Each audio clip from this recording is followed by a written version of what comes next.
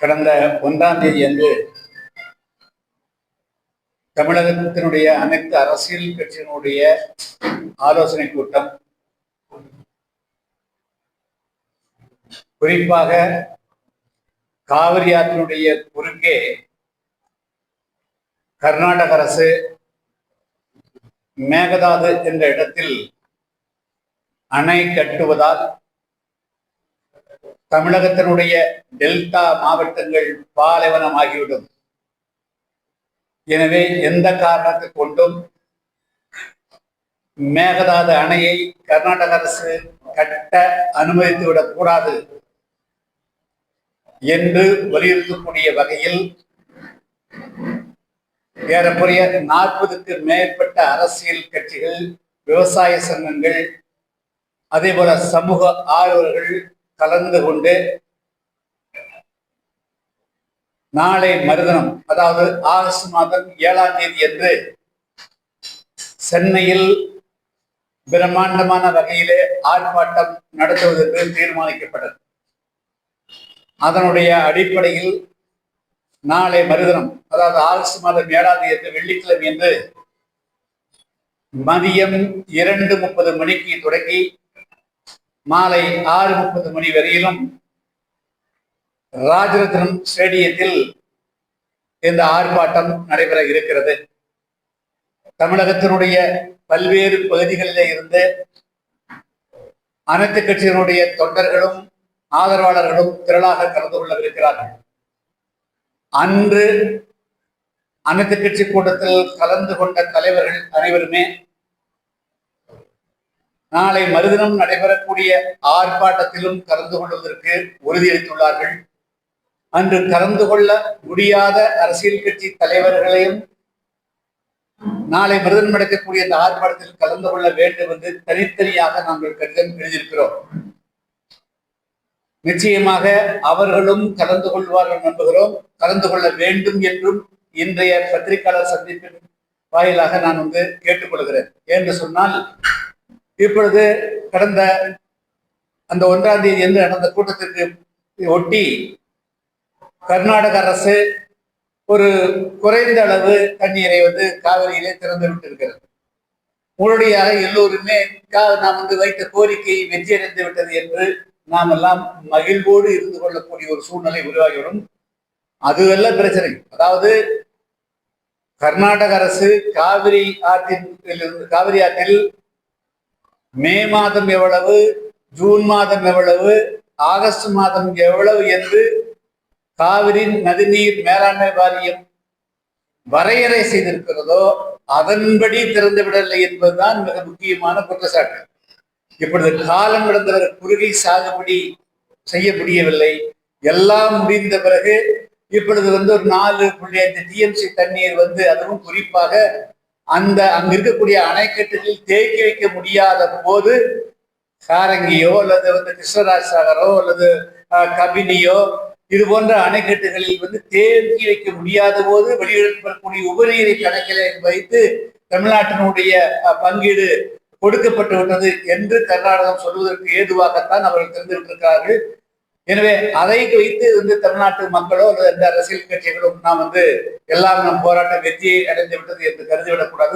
முக்கியமாக நம்முடைய கோரிக்கை, அதாவது ஒன்று, காவிரி நதிநீர் மேலாண்மை வாரியத்து ஒழுங்காற்று ஆணையத்தினுடைய உத்தரவுகள்படி ஜனவரி முதல் டிசம்பர் வரையிலும் அது என்ன வரையறுக்கிறதோ அதன்படி ஆண்டுதோறும் கொடுக்கணும். அதுக்கு உத்தரவாதம் வேணும். அந்த கட்டுப்பாடுகளை இனிமேல் கர்நாடகத்தில் இருக்கக்கூடாது. அதை முழுக்க ஒரு நடுநிலையான அனுப்புதல் இருக்க வேண்டும். அதுதான். இரண்டாவது, எந்த ஒரு சூழ்நிலையிலும் மேகதாதில் அணை கட்டுவதற்கு அனுமதிக்கக்கூடாது. அதுக்கு மத்திய அரசு உத்தரவாதம் அளிக்கணும். எனவே இந்த 2 முக்கியமான கோரிக்கைகளை முன்வைத்துதான் ஆகஸ்ட் மாதம் 7ஆம் தேதி நாளை மறுநாள் வெள்ளிக்கிழமை மதியம் 2:30 மணி அளவில் ஆர்ப்பாட்டம் நடைபெறுகிறது. அந்த ஆர்ப்பாட்டத்தில் எல்லா அரசியல் கட்சிகளுமே கலந்து கொண்டிருக்கிறார். தொண்டர்களும் திரளாக கலந்து கொண்டு இருக்கிறார்கள். அதுதான் அந்த அந்த செய்தி கொடுப்பதற்காகத்தான் இன்றைய பத்திரிகை சந்திப்பை நடக்கிறது. அடுத்தது முக்கியமாக அடுத்த கட்டமாக இன்று தமிழ்நாடு அரசு ஆட்சி பொறுப்பு இருக்கிற தமிழ்நாடு வெற்றி கழகத்தினுடைய அரசு தன்னுடைய முதல் நிதி அறிக்கையை சமர்ப்பித்திருக்கிறது. நாமெல்லாம் மிகப்பெரிய ஆவலோடு எதிர்பார்த்துக் கொண்டிருந்தோம். இந்த அரசு வந்து தமிழ்நாட்டினுடைய ஒட்டுமொத்தமா நிலையை தலைகீழாக புரட்டி போட்டு போகிறார்கள். தமிழ்நாட்டுக்கு வந்து கடனெல்லாம் குறைத்து விட போகிறார்கள். தமிழ்நாட்டுக்கு வருவாயை வந்து கொட்டப் போகிறதெல்லாம் வந்து நாம் எதிர்பார்த்து கொண்டிருந்தோம். அதே போல வந்து கடந்த தேர்தலில் வந்து பல உத்தரவாதங்களை இன்றைய மாண்புமிகு முதலமைச்சர் விஜய் அவர்கள் தமிழ்நாடு வெற்றி கழகத்தின் தலைவராக இருக்கிற போது அறிவித்திருந்தார். குறிப்பாக வந்து கன்னியாகுமரி சென்னை வரையிலும் பேருந்திலே இலவசமாக பயணிக்கலாம் மகளிர். இன்னைக்கு அது இந்த பட்ஜெட்டில் சொல்ல. இரண்டாவது, குடும்ப பெண்களுக்கு தலா 2,500 ரூபாய் மாதந்தோறும் கொடுக்கப்படும் என்று சொன்னார்கள். அது ஒரு 1000 ரூபாய் கொடுக்குறாங்க. 2,500 பத்தி பேசல. அதே போல படித்த இளைஞர்கள், பட்டதாரி இளைஞர்களுக்கு மாதம் வந்து 4,000 ரூபாய் உதவித்தொகை. டிப்ளமோ பட்டதாரிகளுக்கு 2,500. அது மட்டும் இல்லாமல் வந்து ஆண்டுதோறும் 6 எரிவாயு சிலிண்டர்கள் வந்து உருளைகள் வந்து இலவசம். அதுபோல் வந்து 5 ஏக்கருக்கு குறைவாக இருக்கக்கூடிய அனைத்து விவசாயிகளுடைய கடன்கள் ரத்து, பயிர்க்கடன் ரத்து. அதுபோல் வந்து 25 லட்சம் ரூபாய்க்கு வந்து ஒவ்வொரு குடும்பத்துக்கும் வந்து இன்சூரன்ஸு, அதுபோக இலவசமாக வந்து மருத்துவ பரிசோதனைகள். இப்படி அதுபோக வந்து அண்ணன் சேர் மாமன் சாய் மாமன் சேர் வந்து ஒரு புதுமண தம்பதிகளுக்கு வந்து 1 பவன் தங்க நகையும் பட்டு சேலை. அதே போல இப்போ ஒவ்வொரு குழந்தையும் பிறந்தால் வந்து அதுக்கு வந்து 6 பவன் மோதிரம். ஸோ இது போல எண்ணற்ற திட்டங்களை அறிவித்தார். அதுல ஒண்ணு மட்டும் வந்து அந்த சீர் அண்ணன் சீர், அது மட்டும் தாய்மாமன் சீர், தாய்மாமன் அண்ணன், அதாவது வந்து புதுமண தம்பதிகளுக்கு வந்து நகையும் அந்த பட்டு சேலை, அதுக்கு வந்து வெறும் 812 கோடி ரூபாய் ஒதுக்கிக்கிறாங்க. ஒரு ஆண்டுக்கு வந்து 6 லட்சம் திருமணங்கள் நடக்கும். அப்போ 6 லட்சம் பவுன் சொன்னா கொஞ்சம் வந்து எத்தனை ஆயிரம் கோடி ரூபாய் வேணும். அதுக்கு வந்து அதுக்குண்டான நிதி ஒதுக்கப்படல. 6,000 கோடி ரூபாய்க்கு மேல வந்து ஒரு பவுன் வந்து 1,06,000 ரூபாய்க்கு மேல. அப்போ 6,000 கோடி வேணுங்கிறது வெறும் 812 கோடி ரூபாய் ஒதுக்கிக்கிறாங்க. ஸோ இது போல பல பிளாஸ், பல குறைபாடுகள் இருக்குது. இந்த அரசு வந்து ஒரு நல்ல வாய்ப்பு கிடைச்சது, ரொம்ப அற்புதமா செய்வாங்க, பிரமாண்டமா செய்வாங்கன்னு எதிர்பார்த்தோம். ஆனா ஒரு பட்ஜெட்டுங்கிறது விளையாட்டு அல்ல. அதுக்காக வந்து மெனப்படணும், கஷ்டப்படணும், திட்டமிடணும். ஆனால் கிடைச்ச வாய்ப்பை வந்து அவர்கள் சரியா பயன்படுத்தல. அந்த பட்ஜெட்டை தயாரிப்பதற்கு வந்து அதிகமாக வந்து அவங்க சிரத்தை எடுத்துக் கொண்டதாக தெரியும். சும்மா சாதாரணமான வரவு செலவு கணக்கை ஒப்படைத்திருக்காங்களே தவிர ஒரு தொலைநோக்கு பார்வையோடு 5 லட்சம் இளைஞர்களுக்கு வேலை வாய்ப்பு கொடுப்பதற்கு உண்டான திட்டம் எங்கே இருக்கு? வேலை வாய்ப்பு இளைஞர்களுக்கு இல்லை. இன்ஃப்ராஸ்ட்ரக்சர் கட்டுமானங்கள் உருவாக்குவதற்கான எந்த திட்டத்தையுமே காணும். 2 மிக முக்கியமானது. சோ அது மாதிரி வந்து பெரிதாக எதிர்பார்க்கப்படுது. ஒன்னும் தேர்தல் நேரத்தில் அறிவித்த அந்த திட்டங்களும் அமலுக்கு வரல. இளைஞர்களுடைய எதிர்காலத்தை வந்து கட்டியமைக்கிறதுக்கு உண்டான வேலை வாய்ப்புகள் வந்து எந்த திட்டமும் இல்லை. அதே போல கட்டுமானங்கள், இன்ஃப்ராஸ்ட்ரக்சர் டெவலப் ஆனாதான் வந்து அடுத்த தலைமுறைக்கு கொண்டு போக முடியும். அதுக்கு உண்டான திட்டங்களும் இல்லை. ஒரு சில திட்டங்களை வந்து கொஞ்சம் அறிவிச்சுக்கிறாங்க. அதாவது ஏஐ, ஆர்டிபிஷியல் இன்டெலிஜென்ஸ் அறிவிச்சுக்கிறாங்க. அது போல சில திட்டம், அது வந்து ஜிஎஸ்டி வந்து இப்படி வந்து பேசுகிற, அதாவது வந்து நேரடியாகத்தான் போய்தான் சமர்ப்பிக்கணும் அப்படிங்கிறது பல வராமலே சமர்ப்பிக்கலாம் என்றெல்லாம் பண்ணிக்கிறாங்க. மற்றபடியா ஒட்டுமொத்தல அவர்கள் இந்த வாய்ப்பை சரியாக பயன்படுத்தல. இந்த பட்ஜெட்டை தயாரிப்பதற்கு வந்து இந்த அரசாங்கம், இந்த அமைச்சரவை சரியான ஒரு கவனம் செலுத்தல, போக்கஸ் பண்ணல அப்படிங்கிறது தான். அவங்க கஷ்டப்பட்டு இருந்தா இந்த பட்ஜெட் இன்னும் கொஞ்சம் சிறப்பாக வந்திருக்க முடியும். கடந்த ஆண்டு போட்டதுவே பல திட்டங்களை வந்து கடந்த ஆட்சியில் செஞ்ச திட்டங்களுடைய பெயரை மட்டும் மாற்றி அறிவிச்சுக்கிறாங்க. பெருசா எதிர்பார்ப்புகள் வந்து நிறைவேறல. அதுதான் என்னுடைய கருத்து. கேள்வி இருக்கா சார்? அந்த பற்றாக்குறை பட்ஜெட் 6,000 கோடி பட்ஜெட் கொடுக்குறாங்க. பிளஸ் அது கடன் போறதா சொல்லியிருக்காங்க. ஸோ இது வந்து பட்ஜெட் எதுவும் கொஞ்சம் கஷ்டப்பட்டு இருக்கலாம் அப்படின்னா ஏதாவது நிதி ஆலோசகரோட சேர்ந்து பேசியிருக்கலாமா? இல்லை அவங்க என்ன? அதாவது வந்து முதல்ல தமிழ்நாட்டினுடைய பூகோளம் நல்லா தெரியும். பிரைமரி என்ன வருமானம்? அக்ரிகல்ச்சர் வருமானம், கால்நடைகள் வருமானம், மீன் வளம் வருமானம். இதெல்லாம் எந்த இடத்துல என்ன பொசிஷன் இருக்குது? விவசாயிகள் வந்து இப்ப வந்து டெல்டா தான் வந்து பிரைமரி ஃபுட்டு. இப்ப குருவை அடிபட்டு போச்சு. What will happen? அப்ப வந்து நம்ம வந்து சாப்பாட்டுக்கு வந்து வேற மாநிலங்களை நம்பி இருக்க வேண்டிய முடியும். அரிசி விலை கூடிச்சு. ஆச்சா 80 ரூபா 150 ரூபா ஆயிடுச்சுங்க. ஸோ அப்போ இதுல கவனம் செலுத்த இந்த 3 மாசத்துல உட்கார்ந்து இதெல்லாம் கவனம் செலுத்திருக்கணும். அது கவனம் செலுத்த தவிர்த்தாங்க. அப்ப வந்து தமிழ்நாட்டினுடைய என்ன வருமானம் போக்கஸ் எதுல இருந்து தமிழ்நாடு வந்து ஜிஎஸ்டிபி வருது, தனிநபருடைய வருமானம் இதுல இருந்து வருது. சில நாடுகள் வந்து வெறும் தொழிலிருந்து மட்டும் வரும், சில சர்வீஸ்ல வரும். நம்ம நாடு இன்னைக்கும் வந்து பிரதான வருமானம் அக்ரிகல்ச்சர் தானே, மீன்வளம் தானே, கால்நடைகள் தானே. அப்போ அது வந்து போக்கஸ் பண்ணல. அதுக்கு உண்டான அவங்க வந்து ஒர்க் பண்றதுக்கு யாருக்குமே வந்து ஒரு சின்ன கவுன்சிலரா கூட ஒரே ஒருத்தர் தவிர பாக்கி ஒரு கவுன்சிலரா கூட வெற்றி பெற்று அரசு நிர்வாகம்னா எப்படி அப்படிங்கறத அனுபவம் இல்லாதனுடைய விளைவுகள் தான் இந்த மாதிரி நடந்தது. அதே போன்று பள்ளி கல்வித்துறைக்கான நிதியும் குறைக்கப்பட்டுள்ளதா? ஆமாங்க ஆமாங்க ஆமாங்க. பள்ளி கல்வித்துறைக்கு நிதி குறைக்கப்படுவதற்கு மாணவர்களுடைய எதிர்காலங்கள் பள்ளி கல்வித்துறையில நிதி குறைக்கப்படுவதை இல்ல அதுக்கு அது கொஞ்சம் டீட்டெயிலா போடுங்க. கடந்த 5 ஆண்டுகள் கடந்த 10 ஆண்டுகள்ல எந்தெந்த இனங்களுக்கு வந்து எப்படி ஒதுக்கப்பட்டது, எதுல குறைச்சிக்கிறாங்கிறத பார்த்து சொன்னா. பட் ஆனால் குறைச்சிருக்க கூடாது, கூடியிருக்கணும். ஒப்பீட்டளவுல இப்ப ஏறக்குறைய 4,67,000 கோடி ரூபாய் வருதுங்க மொத்த பட்ஜெட்டு. அப்ப இவ்வளவு வர்ற போது கடந்த ஆண்டு 3 லட்சம் 4 லட்சத்துக்குள்ள இருக்கிற போது இப்ப வந்து 60,000 கூடுற போது அந்த அளவுக்கு ரேஷியோ விகிதாச்சாரம் கூடி இருக்கணும். ஏன் குறையுது, எதுல குறைச்சிக்கிறாங்கன்னு பார்த்து தான் சொல்லுங்க. அவங்க வருமானத்தை அதிகரிக்கிறதுக்கு குழு போட்டிருக்காங்க. அடுத்த கட்ட நடவடிக்கைகளுக்கு நிறைய திட்டங்களை செயல்படுத்தி இருக்கிறதா அவங்க தரப்புல சொல்லப்படுது. ஆனா ஒட்டுமொத்தமா எதிர்பார்ப்புகள் எதுவுமே பூர்த்தி ஆகல அப்படிங்கிற அடிப்படையில தான் இருக்கா, இல்ல அதுக்கான திட்டங்களையும் செயல்பாடுகளையும் முன்னெடுத்துக்காக எடுக்கலாம்? ரோடு மேப் காட்டணும். அதாவது வந்து நாங்க இப்படி போறதுங்கிற புறப்பட்டிருக்கிறோம். இந்த ரோடு இன்னைக்கு வந்து வருமானம் குறைவா இருக்குது, வருமானத்தை இதுல இருந்து அதிகரிக்கிறது திட்டம் இருக்குது அப்படிங்கிற ரோடு மேப்பை காட்டுங்க. திட்டத்தை காமிச்சுக்கணும்ல, அது ஒண்ணுமே காமிக்கிறே. இந்த வருஷம் இதுல விட்டுருங்க, புதுசா வந்துக்கிறாங்க. Next year we will correct this one. அடுத்த வருஷம் 2027 28 28 29 29 30. சோ அதுக்குண்டான ரோடு மேப் காமிக்கணும். ஒண்ணுமே காமிக்கலையே. நாளைக்கு வேளாண் பட்ஜெட் இருக்குது, அதுல என்ன மாதிரியான எதிர்பார்ப்புகள் இருக்குன்னு நினைக்கிறீங்க மக்கள்கிட்ட? அதுல இந்த பட்ஜெட்டை பார்க்கும்போது அது பூர்த்தியாக நம்பிக்கை இருக்கா? இது எப்படி இருக்க முடியும்? இதனுடைய ரெப்ளிகேட் தான் இருக்க முடியும். திருப்பதி கோயில கொண்டு போய் வச்சோம்னா அது டபுளா ஆகுதுங்க. திருப்பதியில திருப்பதி கொண்டு போய் பட்ஜெட் விட்டு கும்பிட்ட உடனே பல பேர் வந்து சொல்லுவாங்க, பெட்டியில வச்சு எடுத்து கொடுத்தா 50,000 வச்சா 1 லட்சம் ஆகாதாங்க. அப்படி பட்ஜெட்டுடைய வருமானம் ஒண்ணு தானே ஆச்சா.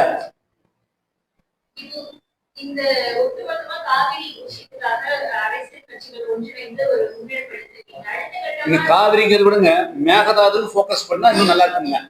மேகதாது அணை கட்டப்படுறதுல இப்படி ஒரு கூட்டமைப்பு அமைக்கப்பட்டிருக்கு. அடுத்த கட்ட பிரச்சனைகளுக்கும் இந்த கூட்டமைப்பு தொடருமா, இல்ல இது விவசாயம்? இல்ல, டெஃபினட்டா தமிழ்நாட்டினுடைய ஆதி முதல் அந்த இருக்கக்கூடிய எல்லா விதமான பிரச்சனைகளுக்கும் எங்களுடைய கூட்டமைப்பு வந்து நாங்க அது செயல்படணும்.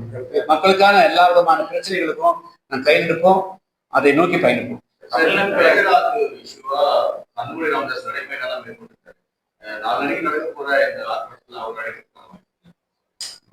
ஏற்கனவே அவர்கள் அழைச்சோம். அவருடைய சார்பாக அவங்க கட்சியினுடைய அமைப்பு செயலாளர் திரு ஜெயராம் அவர்கள் பங்கெடுத்து ஆதரவு தெரிவித்திருக்கிறார். பாட்டாளி மக்கள் கட்சியும் நாளை மறுநாள் நடைபெறுகின்ற போராட்டத்தில் பங்கெடுக்கிறார்.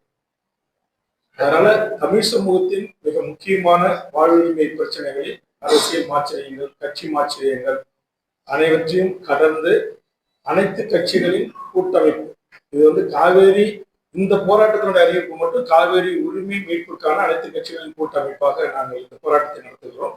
எதிர்வரும் காலங்களில் ஏற்கனவே உங்களுக்கு தெரியும், தமிழர் வாழ்வுரிமை கூட்டமைப்பு, சிபிஎம், சிபிஐ, விடுதலைகள், மதிமுக உள்ளிட்ட பல்வேறு அரசியல் கட்சிகள் ஒன்றாக இருந்து இஷ்யூ பேஸ்ல 15 ஆண்டு காலம் உங்களுக்கு தெரியும் தொடர்ச்சியான போராட்டங்களை, ஒரு மாதத்துக்கு குறைஞ்சது 3 போராட்டம் 4 போராட்டம் நடத்தணும். ஆக ஒன்றிய அரசுடைய நடவடிக்கைகளுக்கு, பாசிச தன்மைகளுக்கு, சட்டவிரோத சட்டங்களுக்கு எதிராக அதுபோன்று நாங்கள் அனைவரும் ஒற்றுமையாக இருந்து தொடர்ச்சியாக நல்லவைகள் எந்த அரசு, ஒன்றிய அரசு, மாநில அரசு மக்களுக்கான நல்ல திட்டங்களாக இருந்தால் அதை வரவேற்று பாராட்டுவதும், மக்களுக்கு எதிரான சட்டங்களும் திட்டங்களாக இருந்தால் அதை சுட்டிக்காட்டி தேவைப்பட்டால் அதற்கு எதிராக அனைத்து அரசியல் கட்சிகளையும் ஒரே கொடையை கொண்டு வந்து போராடுவது, இதுதான் எங்களது நோக்கம். குறிப்பா இந்த பட்ஜெட்டுடைய இந்த கூட்டத்தொடர்ல நீட்டு விலக்குக்காக ஒரு ஏகமனதாக ஒரு தீர்மானத்தை நிறைவேற்றி ஒன்றிய அரசுக்கு அனுப்ப வேண்டும். பொதுப்பட்டியலில் இருக்கிற கல்வி மாநில பட்டியலுக்கு கொண்டு வர வேண்டும் என்ற கோரிக்கை முன்வைத்து தமிழக வாழ்வுரிமை கட்சியின் தலைமை அலுவலகத்தில் நீட்டுக்காக முதல் தன் உயிரை மாய்த்துக் கொண்ட தங்கை அனிதாவுடைய சகோதரர் மணிரத்னம் அவருடைய ஒருங்கிணைப்பில் கடந்த 5 நாட்களாக அவர்கள் தொடர் பட்டினி போராட்டம் நடத்தி வருகிறார்கள். ஆனால் இதை குறித்து தமிழ்நாட்டின் நீட்டு விலக்கை நாங்கள் ஆதரிக்கிறோம், நீட்டு முற்றுமாக ரத்து செய்யப்படுவதுதான் எங்கள் பிரதான கொள்கை என்று சொன்ன தமிழக வெற்றி கழகத்தின் அரசின் சார்பால் இதுவரையில் போராடுகின்ற மாணவர்களை சந்திக்கவில்லை. அவருடைய கோரிக்கைகளை குறித்து அரசு பரிசீலிக்கும் என்று சொல்ல அவர் என்ன சொல்றாங்க, சட்டமன்றத்தில் தீர்மானம் நிறைவேற்றுங்க, ஒன்றிய அரசுக்கு இப்படி ஒரு அழுத்தம் கொடுங்க அப்படின்றாங்க. அதை குறைந்தபட்சம் அதை கூட நாங்கள் செய்ய தயாராக இருக்கிறோம் என்று சொல்லவில்லை. அது ஏற்கனவே 2 முறை சட்டமன்ற கூட்டத்தொடர் நடந்திருக்கிறது, அதில் இதற்கான தீர்மானங்களும் நிறைவேற்றப்படவில்லை. அதனால் அதுபோன்று நாங்கள் ஆட்சிக்கு வந்தால் பல்வேறு மாற்றங்களை கொண்டு வருவோம், வாய்ப்பை தந்து பாருங்கள், அதற்கு பிறகு எங்கள் ஆட்சியை பற்றி நீங்கள் மதிப்பிடுங்கள் என்று சொன்னார்கள். ஆனால் இன்றைக்கு ஆன்லைன்ல மதுபானம் விற்பதற்கான ஒரு மாடர்ன் அரசாக இந்த அரசு அறிவிச்சிருக்காங்க. அதே மாதிரி எலைப்பார், பெரும் பணக்காரர்கள் பார்ல வசதி வாய்ப்போடு குடிப்பதற்கான எண்ணிக்கையை அந்த லைசன்ஸ் நாங்க 717 கடைகளை மூடணும்னு சொல்லிட்டு 717 கடைகளுக்கு மேல எலைப்பார்களை திறந்திருக்கிறது இந்த அரசு. அப்ப இது பூரண மது விலக்கை நோக்கி இந்த அரசு பயணிக்கிறதா? அப்ப மது ஒழிப்பு கொள்கை என்னாச்சு? இதெல்லாம் இது வெறுமனே ஒரு வெற்றி விளம்பரத்திற்கான அறிவிப்புகள். இது ரியல் ஆட்சி அல்ல, இது ரீல் ஆட்சி என்பதை நிரூபிக்கின்ற வண்ணமாக அவருடைய செயல்பாடுகள் இருக்கிறது. இன்னைக்கு பயிர்க்கடனை முழுவதுமாக தள்ளுபடி செய்ய வேண்டும் என்று சிறு குறு விவசாயிகள் போராடி வருகிறார்கள். நீங்கள் கேட்ட கேள்விக்கான பதிலாக நாளையும் நாங்கள் எதிர்பார்க்கிறோம். நாளை வேளாண்மை பட்ஜெட்டில் சிறு குறு விவசாயிகளுடைய கோரிக்கையான தொடர் போராட்டங்களுக்கு மதிப்பளிக்கின்ற வகையில் அவருடைய பயிர்க்கடன்களும் கூட்டுறவு வங்கிகளும் தேசிய வங்கிகளிலும் வாங்கிய கடன்கள் அனைத்தும் ரத்து செய்யப்படும் என்ற ஒரு வரலாற்று சிறப்புமிக்க ஒரு அறிவிப்பை வெளியிடுவார்களா? தமிழ்நாட்டின் முதலமைச்சர் நாளை சட்டமன்றத்தில் இது குறித்து விவசாயிகளுக்காக வாய் திறப்பார்களா? இப்ப ஆணவ கொலைகள் நடந்து கொண்டிருக்கிறது. இதுவரையில் தமிழக வெற்றி கழகம் பொறுப்பேற்ற பிறகு 6 கொலைகள் நடந்திருக்கு. இது குறித்து தமிழக முதலமைச்சருடைய ஸ்டாண்ட் என்ன, அவருடைய நிலைப்பாடுகள் என்ன? 40க்கும் மேற்பட்ட பாலியல் வன்கொடுமைகள் நடந்திருக்கிறது.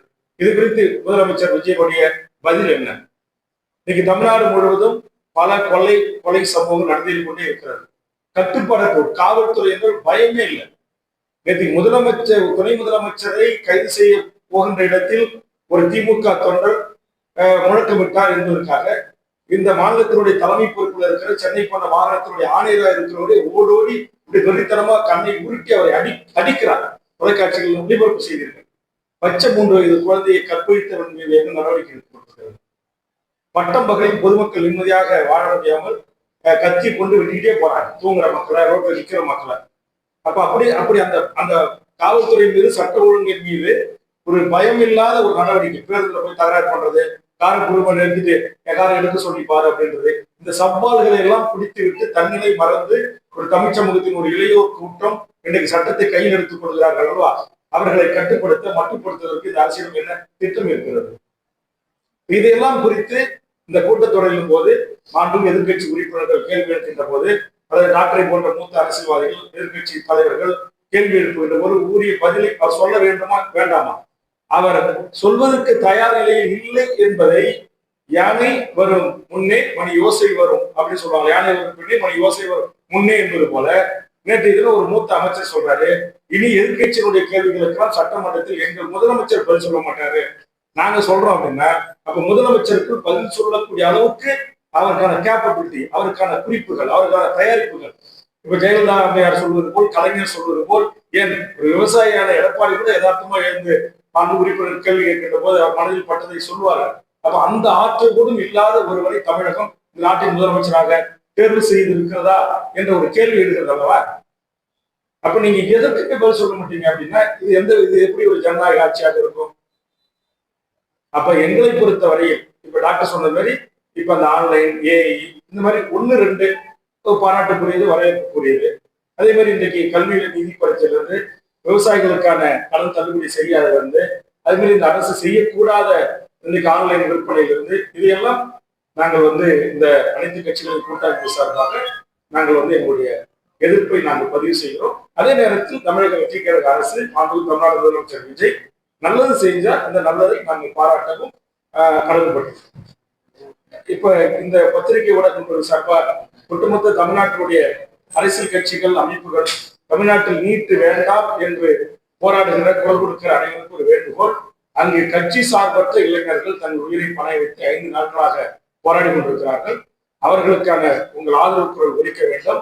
நடைபெறுகின்ற இந்த சட்டமன்ற கூட்டத்தொடரிலே இதற்கான சட்டமன்ற தீர்மானங்களை நிறைவேற்றி ஒன்றிய அரசுக்கு உரிய அழுத்தம் தந்து முதலமைச்சரோ அல்லது அமைச்சர் பிரதிகளோ அந்த போராடுகின்ற மாணவர்களுடைய உண்ணாவிரத்தை முடிவுக்கு கொண்டு வருவதற்கு நடவடிக்கை எடுக்க வேண்டும்.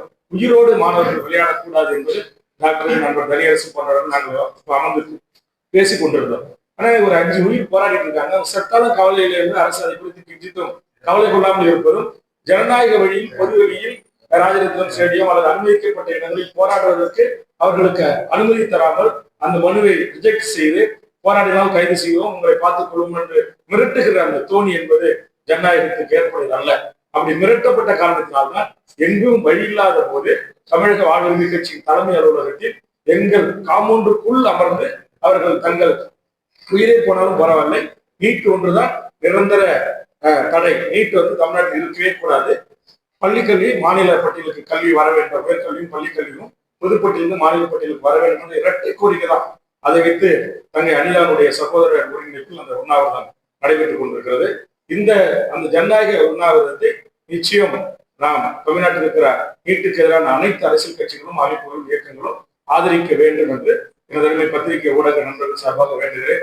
நீங்களும் கொஞ்சம் அந்த பக்கம் திரும்புங்க. கொஞ்சம் இதுவரைக்கும் ஒரு முயற்சி, ஒரே ஒரு முயற்சி வந்திருக்கிற எத்தனை தொலைக்காட்சிகள் ஒரு நாள் கூட வரல, ஒரு வரி செய்தி கூட வெளியிடல அப்படின்னு ரொம்ப வருத்தத்தோட பதிவு செய்யறாங்க.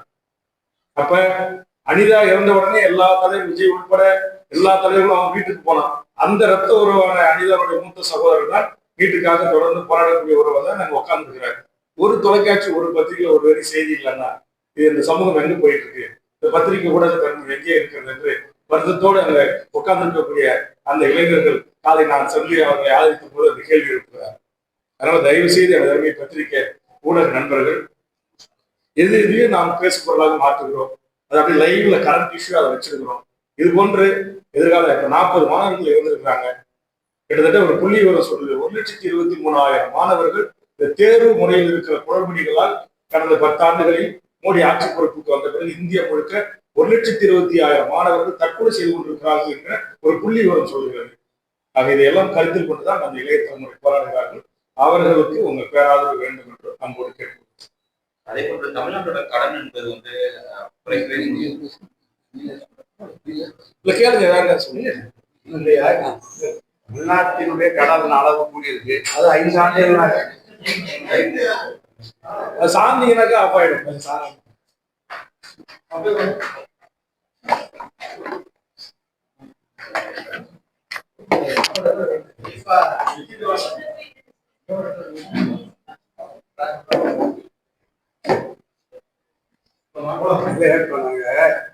தமிழ்நாட்டுல அனைத்து அரசியல் கட்சிகளினுடைய கூட்டு இயக்கமா தமிழ்நாட்டினுடைய மிக வலிமையான ஒட்டுமொத்த 8 கோடி தமிழ் மக்களுடைய வாழ்வாதாரத்தை பாதிக்கிற அந்த காவிரி ஆற்றின் குறுக்கே மேகதாதுவில் அணை கட்டுவதை தடுத்து நிறுத்தணும். அது நாங்க எல்லா முன்னணி அரசியல் கட்சி தலைவர்களும் புதிதாக பொறுப்பேற்று தாவேகா ஜோசப் விஜய் அவர்களுடைய அரசை அனைத்து கட்சி கூட்டத்தை கூட்டுங்கன்னு சொன்னோம். அந்த கூட்டத்தில் எடுக்கப்பட்ட தீர்மானத்தின்படி மாண்புமிகு இந்திய திருநாட்டின் பிரதம அமைச்சரை நாம் நேரில் சந்திச்சு வலியுறுத்தவும் சொன்னோம். தமிழ்நாடு அரசு அதை பொறுப்புணர்வோடு அதை பரிசீலிக்கவோ அதற்காக அனைத்து கட்சி கூட்டத்தை கூட்டவோ எந்த முயற்சியும் எடுக்கல. தாவேக அரசு ஜோசப் விஜய் முதல்வர் அவர்கள் எடுக்கல. பெரும் குறை, மிகப்பெரிய குற்றச்சாட்டா சொன்னாங்க. எங்க ஐயா புதிய தமிழக கட்சியினுடைய தலைவர் டாக்டர் யாரும் அதை குறித்து தான் அரசுக்கு நாங்கள் தொடர்ந்து வலியுறுத்தோம். எங்க அனைத்து கட்சி கூட்டத்துல முதல் ஆலோசனை கூட்டத்திலேயே அனைத்து கட்சி கூட்டத்தை தமிழ்நாடு அரசு நடத்தியிருக்கணும். இன்னைக்கு கூட நீ மற்ற முன்னணி அவர்கள் கூட்டணியில் இருக்கிற அமைச்சரவையில் பங்கேற்றிருக்கிற ஒரு அரசியல் கட்சி தலைவர் கூட நீங்க பேசியிருக்க வரட்டு பிடிவாதத்தை முதலமைச்சர் கைவிட வேண்டும். அனைத்து அரசியல் கட்சிகளையும் அழைத்து தமிழ்நாடு அரசு முதல்வர் தலைமையில அந்த ஆலோசனை கூட்டத்தை நடத்தணும். கர்நாடகாவை கண்டிக்கும். இப்ப நீங்க தமிழ்நாடு சட்டமன்ற பேரவையில் கூட்டம் நடக்குது, நீதிபதி அறிக்கை கூட்டம் நடக்குது. கர்நாடக அரசை கண்டித்து அதற்கு துணைவோர் ஒன்றிய அரசை கண்டித்து மேகதாதுவில் அணை கட்டக்கூடாது ஒரு கண்டன தீர்மானத்தை கொடுங்க, ஒரு கோரிக்கை தீர்மானத்தை இந்த சட்டமன்ற கூட்டத்தொடரில் போட்டுக்கணும்னு எங்க அனைத்து கட்சி கூட்டத்தில் நாங்க முடிவெடுத்திருக்கிறோம். நாளைக்கு அந்த ஆர்ப்பாட்டத்தில் அந்த கண்டன முறையில அந்த கோரிக்கையை அரசுக்கு வலியுறுத்துறோம். அதாவது 8 கோடி தமிழ்நாட்டு மக்களில் நாங்க அனைத்து அரசியல் கட்சிகள் எங்களுக்கு இருக்கிற அக்கறை கூட பிரதான கட்சிகளுக்கே இல்லை. திமுக இல்லை, அதிமுக இல்லை. எங்க டாக்டரையா திமுகவுக்கு அழைப்பு கொடுத்தாரு, அதிமுகவுக்கு அழைப்பு கொடுத்தாரு, அதிமுக வந்துச்சு, திமுக வரல, காங்கிரஸ் வரல.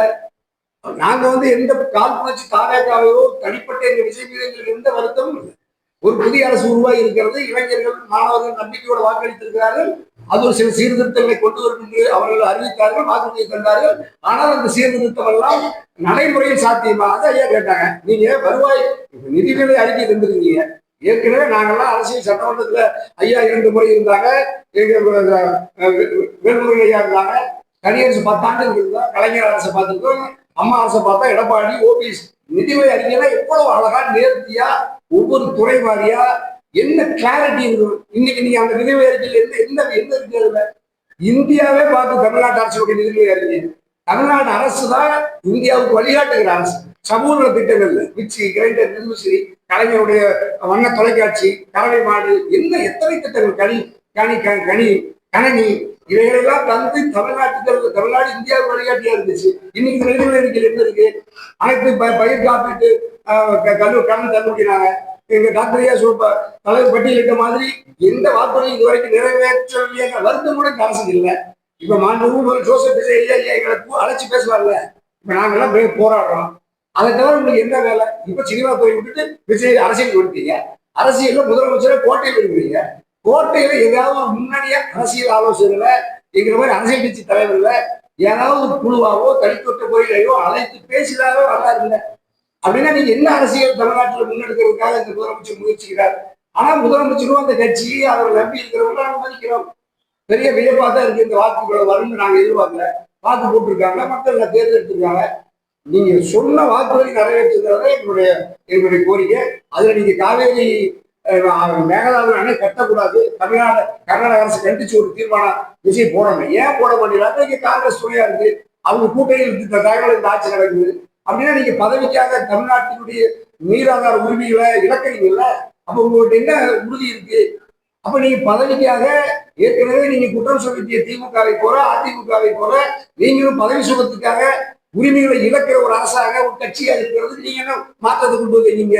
அதுதான் மக்கள் கேள்வி. எங்களுக்கு எந்த தனிப்பட்ட முறையில எந்த விருப்பம் இல்லை. ஆகவே இந்த நிதிநிலை அறிக்கையில சட்டமன்ற பேரவையில கர்நாடகாவை கண்டித்து மேகதாது அணை கட்டக்கூடாது தீர்மானம் கொண்டு வரணும். எங்க வேலுமணியை சொன்ன மாதிரி நீட்ல, உயர்கல்வி, மருத்துவத்துல தமிழ்நாட்டுக்கான இடங்கள் 150 இடங்களை குறைத்ததுல எல்லாம் நீங்க ஒரு விரிவான அறிக்கை தரணும். சாதாரண ஆதவர்ஜனாவையோ நிர்மல் குமார் மாதிரி ஏதோ சும்மா திரைப்படத்துல மாதிரி நீங்க காமெடியா அறிக்கை கொடுத்துட்டு 8 கோடி மக்களினுடைய வாழ்வாதாரத்தை மடைமாற்றுகிற அரசை நிர்வாகத்தை நீங்க நடத்தக்கூடாதுங்கிறதுனால நாங்க திமுக அதிமுக தாவேக்கா சரியான வேலையை அனைத்து கட்சி போட்டுதே டாக்டர்யா முன்னெடுத்திருக்கிறாங்க எல்லாரும் தலைமையை இருக்கு.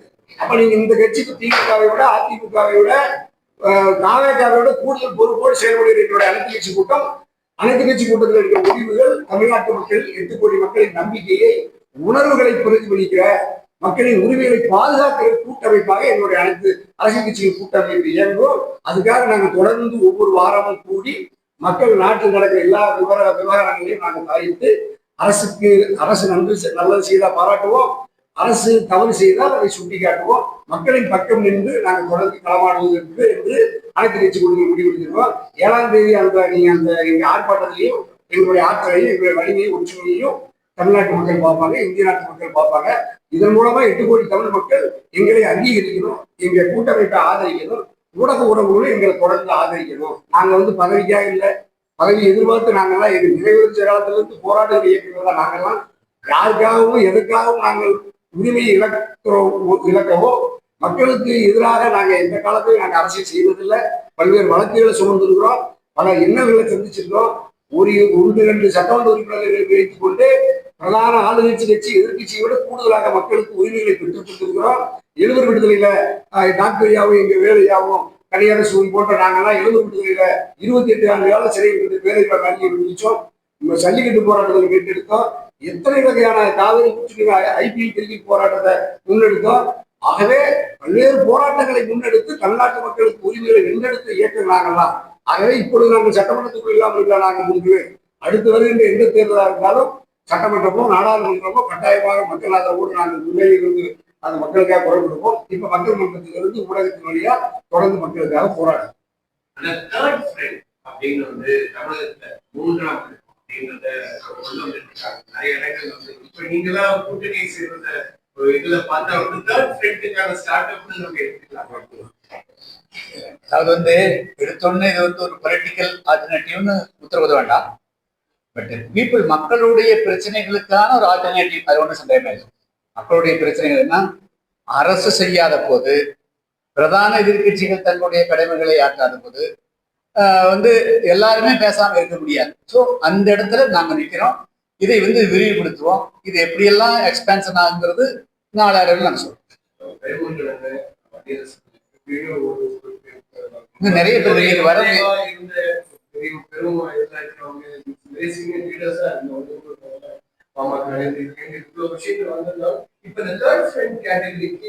வந்து ஒரு நல்ல இதுக்கு வேணும்ன்ற மாதிரி வர யங் ஜெனரேஷன் கேட்டுட்டே இருக்காங்க. எப்படி பாக்குறீங்க? எவ்வளவு ஸ்ட்ரென்த்ஃபுல்லா இருக்கும்? இல்ல, இப்ப தேர்ட் ஃப்ரண்ட் எடுத்தோன்னு முத்திர வேண்டாம். இது மக்களுக்கான ஒரு கூட்டமைப்புங்க. மக்களுடைய பிரச்சனைகளை முன்னுக்கு கொண்டு அந்த மக்களோட நின்று மக்களுடைய பிரச்சனை, மாநில அரசுடைய கவனத்தை ஈர்க்கிறது, மத்திய அரசுடைய கவனத்தை ஈர்க்கிறது, மக்கள் மத்தியில் ஒரு விழிப்புணர்வு உருவாக்குறது, இளைஞர்கள் திரைமாய்க்கு இலக்காகாமல் அவங்களுடைய எதிர்காலத்தை மனசிலே வைத்து அவங்க வந்து அரசியல் ரீதியாக தங்களை கற்றுக்கொண்டு செயல்படணும். அப்படி நல்வழிப்படுத்தக்கூடிய இது போன்ற பணிகளை நாங்கள் செய்வோம். இது எப்படி அரசியல் ஆல்டர்னேட்டிவா வருமா, வர வைக்கிறதுக்கு என்ன வழி, அதுக்குள்ள பேசுவோம்.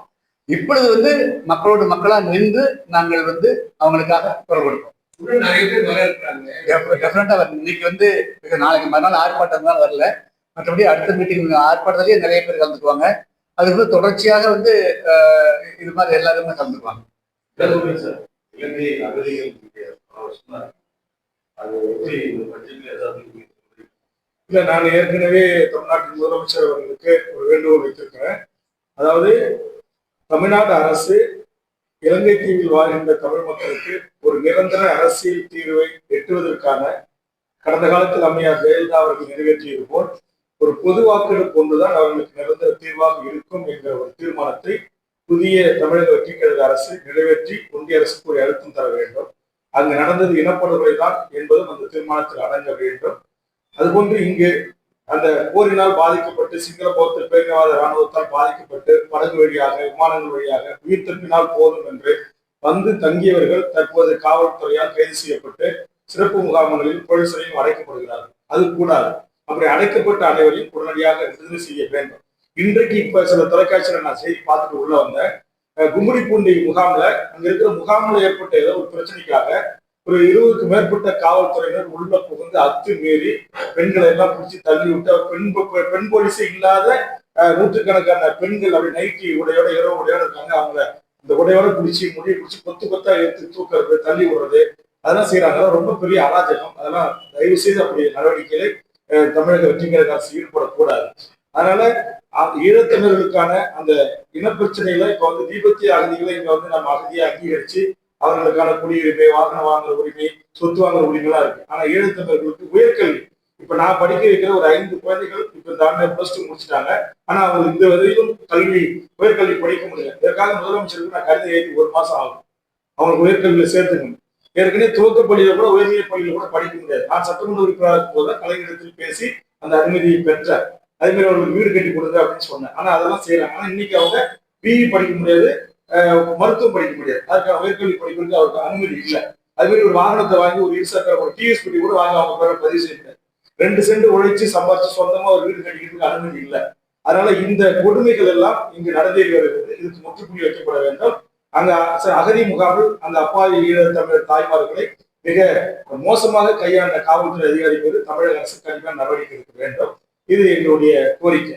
அதாவது ஈழ தமிழர்கள் மட்டும் இல்ல, இப்ப மாஞ்சோலை பாதிக்கப்படுகின்ற தமிழர்கள், சொந்த தமிழ்நாட்டுடைய பூர்வீக குடிமக்கள், அவர்கள் இன்றைக்கு இத்தனை ஆண்டுகளா 4 தலைமுறை 5 தலைமுறையா வாழ்ந்தவர்கள் இன்றைக்கு அகதிகள் போல் அவர்கள் எல்லாம் வெளியேற்றுகிறார்கள். இது குறைக்கப்படணும். அதே மாதிரி உங்களுக்கு ஊட்டி நீலகிரில 80,000 ஹெக்டர் தமிழ்நாட்டை சாராத வேறு மாநிலத்தை சேர்ந்தவர் இந்த மண்ணை கூறியக்கூடிய SC ST தோடா மலைவாழ் மக்களுக்கு சொந்தமான இடத்தை குத்தகை என்ற பெயர்ல கைப்பற்றி இன்றைக்கு அதை அவங்க பேருக்கு பட்டா மாத்திருக்காங்க. அதை எதிர்த்து நான் உயர்நீதிமன்றத்துல வழக்கு தொடுத்தேன். இந்த அரசு பொறுப்பேற்ற 3 மாதத்துல 3 வாய்தா வாங்கினாங்க. அந்த 50,000 ஏக்கர் யாருக்கு சொல்லணும்னா தேவேந்திரகுல மக்கள், SC ST மக்கள் என்று சொல்லக்கூடிய மலைவாழ் மக்கள், அங்க இருக்கக்கூடிய தாழ்த்தப்பட்ட தமிழர்களுக்கு சொந்தமான நிலம். ஆனா இன்னைக்கு பன்னாட்டு கம்பெனி வந்து டீ எஸ்டேட் வச்சுக்கிட்டு இன்னைக்கு லீஸுக்கு எடுத்தோம் போதிய அதிகாரிகளை கையில் வந்து பட்டா மாற்றிருக்காங்க. இது இந்த அரசுக்கு நான் தனிப்பட்ட முறையும் சொன்னேன், கடிதம் எழுதுனேன். கடந்த அரசு கூட நாங்கள் சட்டமன்ற தீர்மானம் கொண்டு வந்தா பேசினேன். ஒரு நடவடிக்கை இல்லை. அது பணக்காரர்களுக்கான அரசாக இது இருக்கக்கூடாது. பாமர ஏழை உழைக்கும் வர்க்கத்திற்கான பாட்டாளிக்கான அரசாக இந்த அரசு செயல்படணும். அதுதான் மாற்றம் என்று நாங்கள் நினைத்தோம். அப்படி ஒரு மாற்றம் நடக்கும். அப்படி நடந்த வரவேற்புக்குரியது என்று எண்ணினோம். ஆனா இங்க கடந்த கால திமுக அதிமுக திட்டங்களுக்கு முன்னால் வெற்றி என்கிற பெயரை போட்டு புதிய திட்டம் போட்டு அறிவிக்கிறார்கள். எல்லா திட்டங்களும் நீங்க அவங்க அறிவிச்ச பட்ஜெட் உரையில பார்க்கும்போது அது தெரியும். ஆக இது மாற்றம் இல்லை, இது மாற்றம் அல்ல. இது நிச்சயமாக இது பெரும் ஏமாற்றமாகத்தான் எங்களுக்கு அமைந்திருக்கிறது. ஒரு இலங்கை தமிழருக்காக பேசுனீங்க. இப்ப இலங்கையிலே இப்ப அங்க என்ன நடக்குதுன்னா, தமிழர்களுடைய அந்த தமிழ் உணர்வுகளை மடங்கடிக்கக்கூடிய வகையில் அங்க பிரெயின் வாஷ் பண்றாங்க. கம்ப்ளீட்டா தமிழர்களுக்கு எந்த விதமான பிரச்சனை இல்லை என்பதை போன்று அங்க ஒரு தவறான கருத்துக்கள் பெறப்பட்டு அங்க ஒரு பிரெயின் வாஷ் நடந்து மொத்தமா அந்த தமிழ் ஈழம், தனித்தமிழ்நாடு, தமிழர்களுக்கான தனி வாழ்வுரிமை அதை மடங்கடிக்கக்கூடிய வகையில இப்போ எல்லாம் செயல்படுறாங்க. அது ஒரு பக்கம் போயிட்டு இருக்குதுங்க. அதனால இப்போ நம்ம வெளியிலிருந்து தமிழகத்திலிருந்து ஆதரவு கொடுத்தா தான் அங்க தமிழர்களுடைய 100 ஆண்டு கால கனவுகள் நிறைவேறும். அவர்கள் தமிழர்களுக்கான தனி தாயகம் அமைய முடியும். எனவே அதிலையும் நாங்க உறுதியாகிறோம். கடந்த காலங்களில் கொண்டு வந்த திட்டங்களுக்கு முன்னாடி பெயர் மாற்றதாக இருக்கட்டும், அதெல்லாம் எப்படி பாக்குறீங்க சார்? ஏன்னா திமுக அதிமுக கட்சி இங்க என்னென்ன சமூக நல திட்டங்கள் பண்ணியிருக்காங்க, அதுக்கு முன்னாடி பெயர் மட்டும் உங்க மாற்றிக்கொள்வதை எப்படி பாக்குறீங்க? கலைஞர் திட்டத்தையா இருக்கட்டும், முதலமைச்சர் பட்டியலிட்டாங்க. இந்த புதிய தமிழக வெற்றிக்கழக ஆட்சி பொறுப்பேற்ற பிறகு நீங்களே சொல்லுங்க, பத்திரிகையாளர்கள், நீங்க கடந்த அதிமுக நிதி அறிக்கை, ஆளுநர் உரை, இதுல இடம்பெறாத திட்டங்களோ, திமுக 5 ஆண்டு காலத்தில் இடம்பெறாத எந்த ஒரு திட்டங்களோ, புதிதாக பொறுப்பேற்றிருக்கிற இந்த வெற்றிக்கழக அரசு இந்த மக்களுக்கான ஒரு புதிய திட்டத்தை நடைமுறைப்படுத்தி இருக்கு. நான் சொன்ன ஆன்லைன் மூலமாக டாஸ்மாக் மதுபான வாங்கி கொள்ளலான்றதை தவிர, பணக்காரர் மேற்குக்குடி மக்களுக்கான பார்வசுடன் கூடிய புதிய கடைகள் திறப்பதை தவிர இந்த அரசாங்கம் பொறுப்பேற்று இதை நாங்கள் புதிதாக இந்த மக்களுக்கு நாங்கள் செய்திருக்கிறோம். மாணவர்களுக்கு திமுக அரசு கொண்டு வந்த திட்டத்தை மாற்றி வச்சிருக்காங்க. அதிமுக கொண்டு வந்த இலவச தாலிக்கு தந்தது இவங்க தாய்மாமன் சேர்ந்து மாற்றிருக்காங்க. இப்போ ஒவ்வொன்றாக சொல்ல முடியும் நம்மளால. அதை தவிர்த்து தன்னிச்சையாக இந்த அமைச்சரவையிலே ஒரு துறையா கூப்பிட்டு டிஸ்கஸ் பண்றாரு. அமைச்சர்களை கூப்பிட்டு வச்சு நான் டிஸ்கஸ் பண்றேன், நிதிநிலை அறிக்கைக்காக நாங்க தயாராகணும்னு சொன்னீங்கல்ல, அப்படி தயாராகுது இந்த மண்ணுக்கும் இந்த மக்களுக்குமான, அல்லது நீங்கள் தேர்தல் வாக்குறுதிகள் கொடுத்த டாக்டர் அழகா பட்டியலிட்டாங்க. 6 சிலிண்டர்ல இருந்து 2500 ரூபாயில இருந்து எல்லாம்.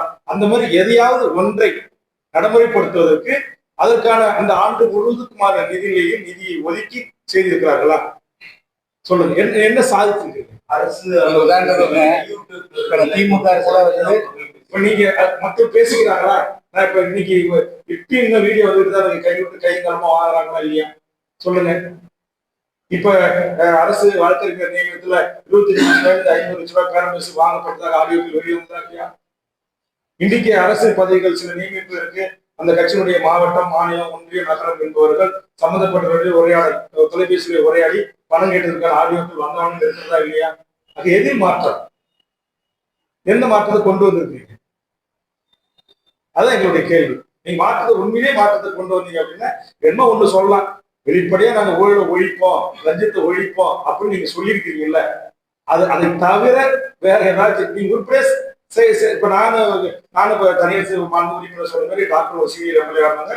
எனக்கு முன்னாடி நானும் 3 பெரிய ஜாம்பானோட முதலமைச்சரோட 3 முறை தமிழக சட்டமன்றத்தில் பணியாற்றிருக்கிறேன். பல்வேறு அரசு குழுவினுடைய தலைவராக இருந்து இன்னைக்கு இருக்கிற அத்தனை IAS ஆஃபீஸர், சீஃப் செக்ரட்டரி வரையில, டிஸ்ட்ரிக்ட் கலெக்டர் வரையில எல்லாரோடையும் நான் மணிக்கணக்காக ரெவியூ மீட்டிங் நடத்திருக்கிறேன். இன்னைக்கு இவங்களும் நடத்திருக்கிறாங்க. ஒரு அடிப்படை இருக்கா? இன்னைக்கு ஒரு டிஸ்ட்ரிக்ட் கலெக்டர், எஸ்பிஸ், கமிஷனர்ஸ் உட்காந்துருக்காங்க. ஒரு தாவாக்குடைய மாவட்ட தலைவர் போய் மேலே உட்காந்தாரு. ஒரு டிஆர்ஓ போட்டு சார் என் சீட்டு சார் இருந்தாரியோ இப்ப அங்க உட்காருன்றாங்க. நான் காட்டுமா? தாசில்தார் டிஆர்ஓக்கு இடம் கிடையாது, ஆர்டிஓக்கு. அப்போ ஒரு குறைந்தபட்ச மரபுகள் என்ன, மாண்புகள் என்ன, விதிகள் என்ன, சட்டமன்றத்திலையும் தெரியல, மக்கள் மன்றத்திலையும் தெரியல, டிஸ்ட்ரிக்ட் அட்மினிஸ்ட்ரேஷன் கூட்டத்திலையும் தெரியல.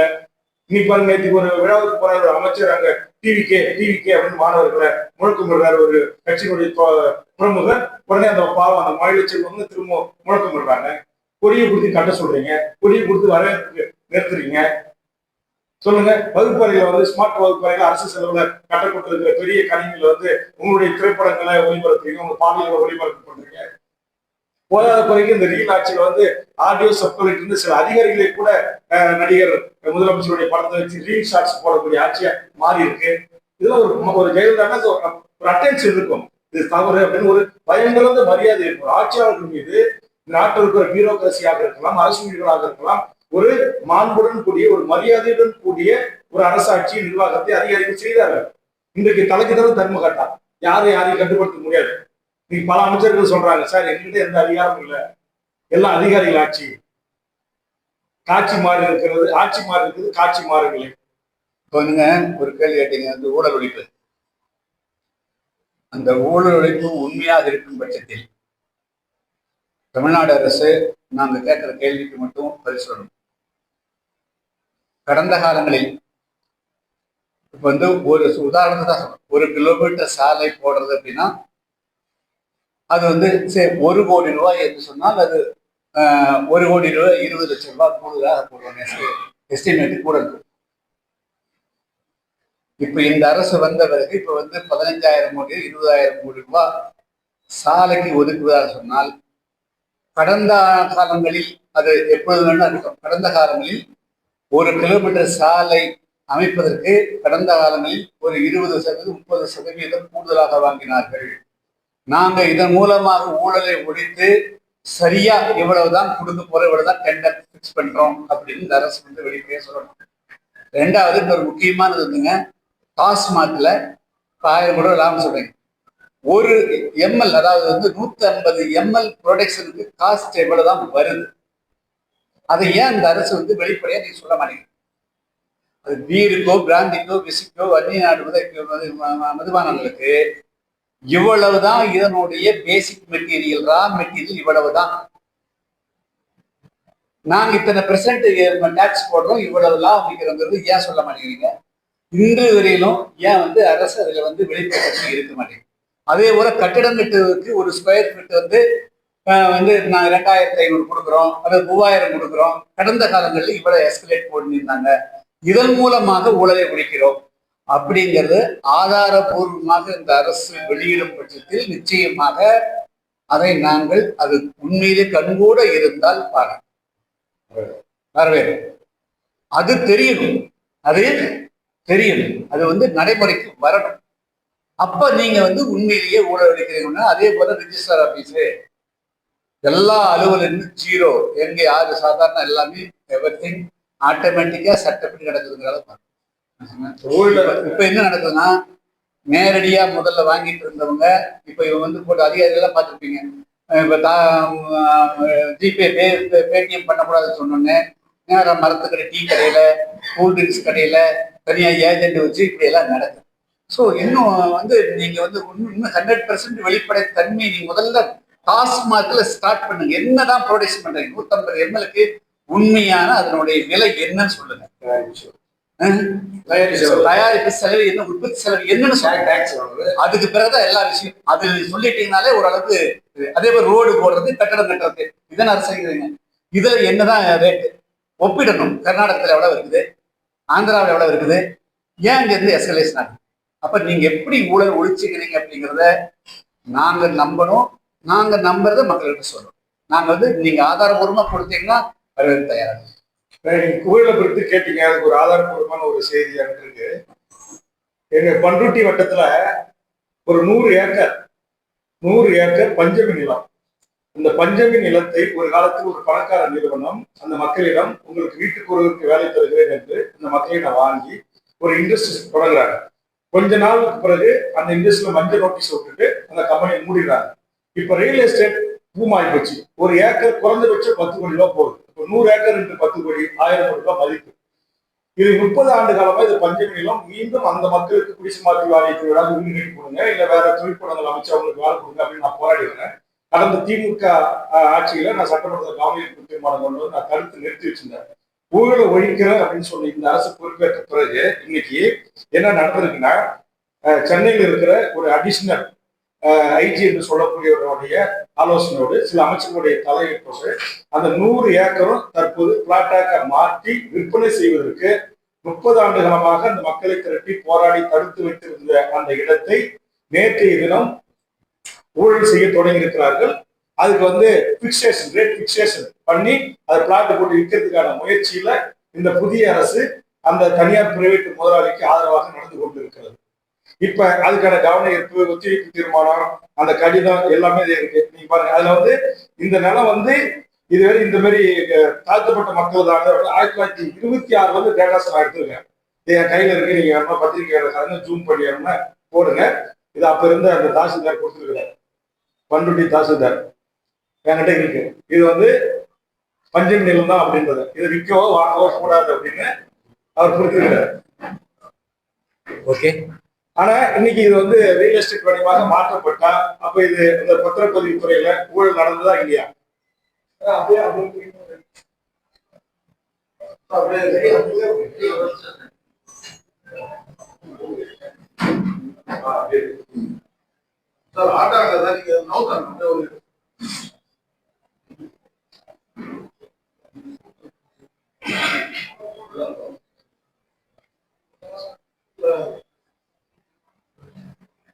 அப்ப இந்த ஏழை மக்களுக்கு சொந்தமான, தாழ்த்தப்பட்ட மக்களுக்கு சொந்தமான இந்த பஞ்சமி நிலத்தை